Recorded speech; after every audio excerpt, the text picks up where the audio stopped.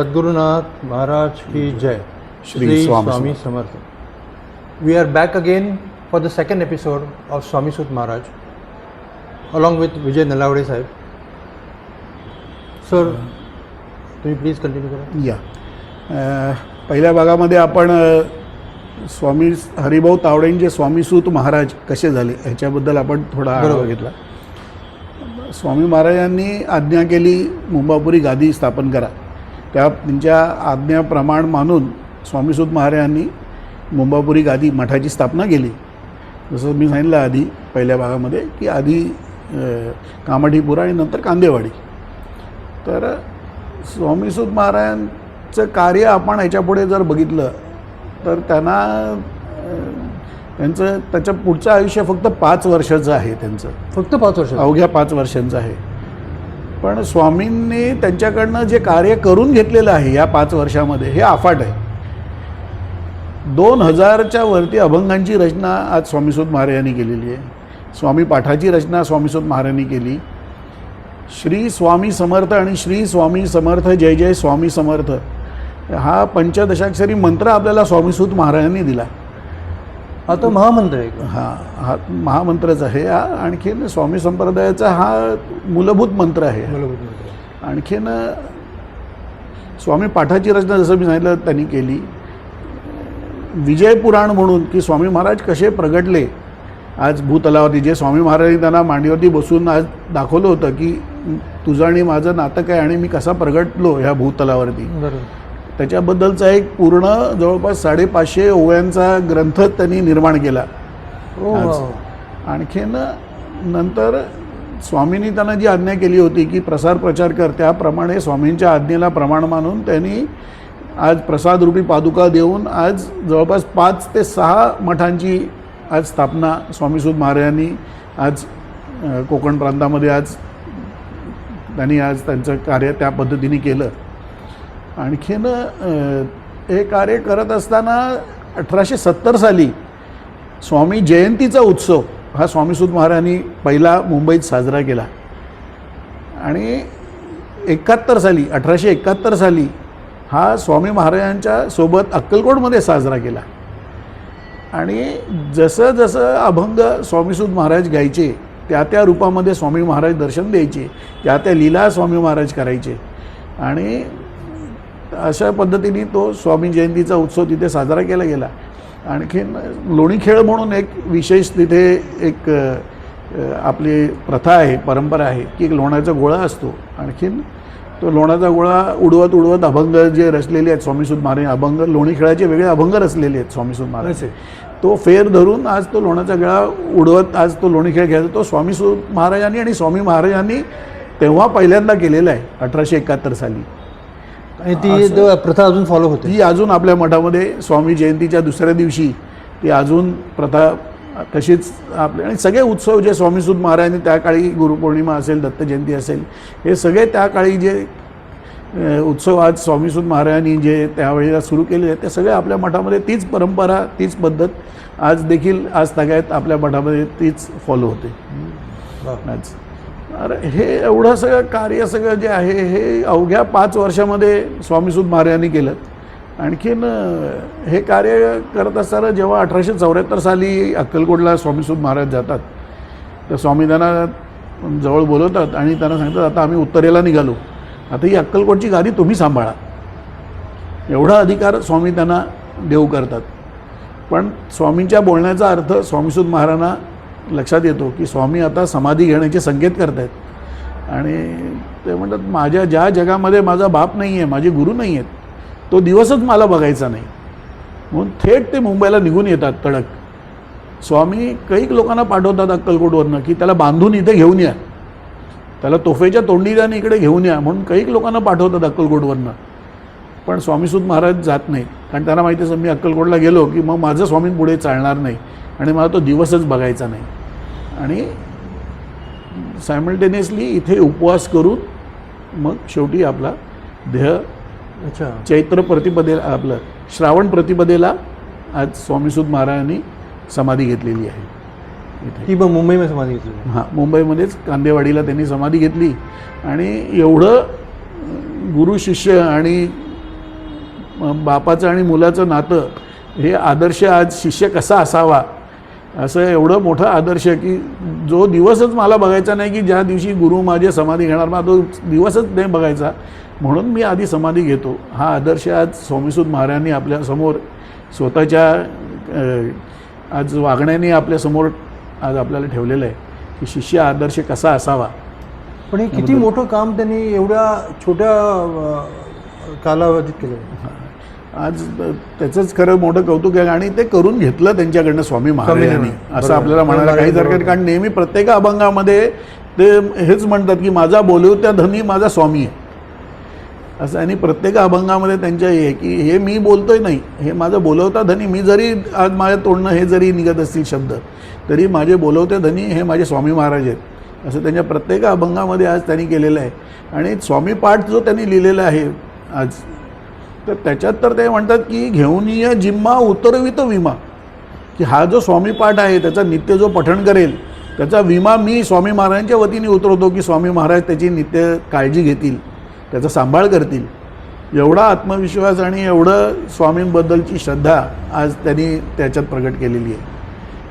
आणि आणखीन एक देखील की आज स्वामींची जी पत्रिका आपण बघतो आजच्या तारखेला, तर खूप मोठे ज्योतिषी आज पिंगळा ज्योतिषी होते नगरला, नानाजी रेखी म्हणून, नानाजी बापूजी रेखी म्हणून होते. तर त्यांच्याकडनं आज त्यांनी स्वामी महाराजांची पत्रिका आज त्यांना सांगितलं, ज्यांना महाराजांनी जे दाखवलं होतं स्वामीसूत महाराजांना की मी कसा प्रगट झालो, कुठे प्रगट झालो, कधी प्रगट झालो, वेळ वगैरे. तर ती नानाजी रेखी खूप मोठी ज्योतिषी असल्यामुळे त्यांच्याकरवे ती पत्रिका घडून घेतली. आणखीन ती आज जी पत्रिका जी स्वामी महाराजांची आहे ती आपण आज बघतो ती पत्रिका आहे. तर ती पत्रिका घेऊन त्यांना सांगितलं, ती पत्रिका बघितली स्वामीसूत महाराजांनी सांगितलं आता जाऊन स्वामींच्या पायावर ठेवा अक्कलकोटला. तर स्वामी महाराज अक्कलकोटला दर्ग्यामध्ये बसलेले असतात, तर नानाजी रेखी नेऊन पायावर ठेवतात. आणखीन स्वामी पत्रिका बघतात, मी भिरकोण लावतात अशी. तर थोडी चिंतित होतात की स्वामी काय चूक घडली यातनं. तर ते बाजूला एक सेवेकरी उभा असतो, त्याला महाराज अरे देखता क्या आहे लेके आओ. तर ती पत्र्यावरनं पत्रिका आणतात, तेव्हा ती हळद कुंकू फुलं वाहिलेली असतात आणि स्वामी म्हणतात देखते काय नौबत बजाव म्हणून सांगतात. आणि नानाजी रेखींना जवळ बोलवतात, त्यांचा हात दाखवा म्हणून सांगतात, स्वतःचा हात हातावर ठेवतात आणि त्यांच्या हातावरती विष्णुपद उमटतं नानाजी रेखींच्या, म्हणजे पत्रिका अप्रूव्ड ओके करून. आणि ते सांगतात ह्याचं नित्य दर्शन घेत जा आणि हे शेवटपर्यंत तुझ्या हातावरती राहील म्हणून. असं कार्य आज नानाजी रेखींच्या करवी स्वामीसूत महाराजांनी करून घेतलेलं असतं आज. आणि तीच पत्रिका आज देखील आपण बघतो. आणि बरंच कार्य आहे आज. राजापूरला स्वामीसूत महाराजांनी पादुका दिलेल्या आहेत, सावर्ड्याला दिलेल्या आहेत, चिपळूणला स्वामीसूत महाराजांच्या पादुका आहेत. नाही स्वामींच्या पादुका आज प्रसादिक पादुका ज्या आहेत आज, ज्या आपल्याला इकडे समोर आपण ज्या मार्बलच्या जशा पादुका बघतो ना तशा पादुका आज त्या ठिकाणी देऊन त्या ठिकाणी मठ स्थापनेची आणि स्वामी कार्याची प्रचार प्रसाराची जबाबदारी तिथल्या शिष्यांना त्यांनी दिली. अच्छा, म्हणजे तिकडे स्वतः स्वामी महाराज पण गेले होते का? स्वामी महाराज नव्हते गेले, पण स्वामीसूत महाराज नक्की गेले होते. अच्छा, त्या ठिकाणी. आणि त्या पादुका तिकडे आज म्हणजे जसं चिपळूणला केळकर महाराज होते, बरोबर, केळकर महाराजांनी स्वामींची बखर लिहिलेली आहे. बरोबर. आणि तिथे देखील पादुका स्वामीसूत महाराजांनी देऊन ती जी परंपरा आहे जी आपल्या मठामध्ये आहे तीच आज चिपळूणच्या मठामध्ये तशीच स्वामी जयंती, स्वामीसूत महाराजांची पुण्यतिथी हे सगळे उत्सव तिथे देखील साजरे होतात आज. आणखीन एक मला एक थोडंसं हे होतं की जेव्हा स्वामीसूत महाराज मुंबईत आले म्हणजे स्वामी समर्थांना भेटून, तर तेव्हा त्यांना खूप मोठं कार्य करायला लागलं, म्हणजे खूप त्रास झाला असेल का? सर्वात महत्त्वाचं म्हणजे स्वामींनी त्यांना आज्ञा केली होती की संसार लुटून टाक. आता करोडपती व्यक्ती आज त्या काळचे जरी ते हजारांमध्ये रक्कम असली तरी ती करोडोच्या घरात आत्ताची जर आपण त्याचं हे केलं तर म्हणजे त्या काळचे करोडो म्हणजे त्यांच्या तारकाबाई त्यांच्या सौभाग्यवती होत्या. असं म्हणतात की त्या एका वेळेला 100 तोळे सोनं घालून त्या असायच्या, एवढी श्रीमंती त्यांची होती घरची. पण एका स्वामींच्या आज्ञेवरती त्यांनी सगळं वाटून टाकलं. म्हणजे तारकाबाईंच्या गळ्यामध्ये मंगळसूत्र म्हणून काळा दोरा बांधायला लावला त्यांना.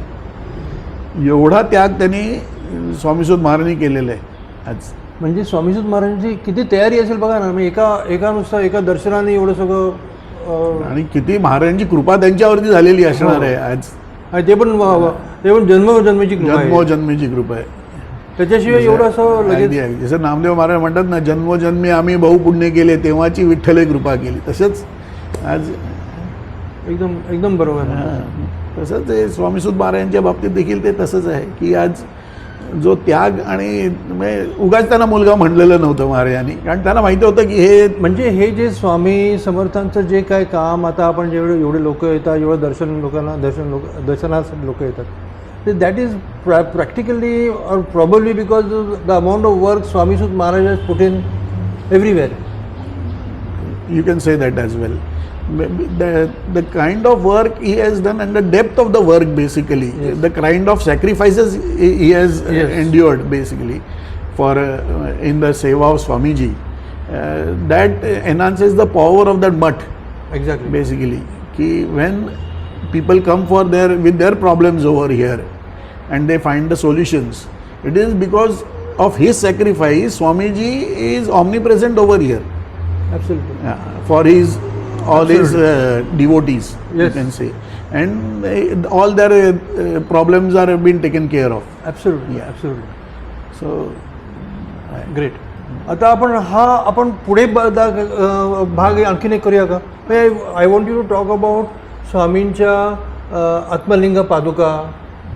आणखीन तुम्ही काय बोलू शकाल का नेक्स्ट? आता आपण बेसिकली पादुकांच्या बद्दल तर आता आपण पहिल्या पार्टमध्ये आपण डिस्कस केलेलंच आहे. हो. आता कांदिवाडीवरनं चेंबूरला जो मठ आपला आणला आपलं सिद्धाबाईंनी, आपण त्या पार्टवरती येऊया की हा मठाची स्थापना 1915मध्ये काम सुरू झालं, 1917ला काम पूर्ण झालं. So will discuss that how it came over here. Yes. And आताचे आपले उत्सव आणि जे कार्यक्रम तेव्हा होतात तो मठ आता 1970 मध्ये 17. Oh my Yeah, so it has been here for 109 years now. Okay, I think let's stop here and let's talk over in the next part of Swami Sut Maharaj. Yeah, Shri Swami. Shri Swami Samarth Satgurnath Maharaj ki jai. Shri Swami Samarth Jai Jai Swami Samarth. Shri Swami Samarth Jai Jai Swami Samarth. Shri Swami Samarth Jai Jai Swami Samarth. Shri Swami Samarth Jai Jai Swami Samarth. Shri Swami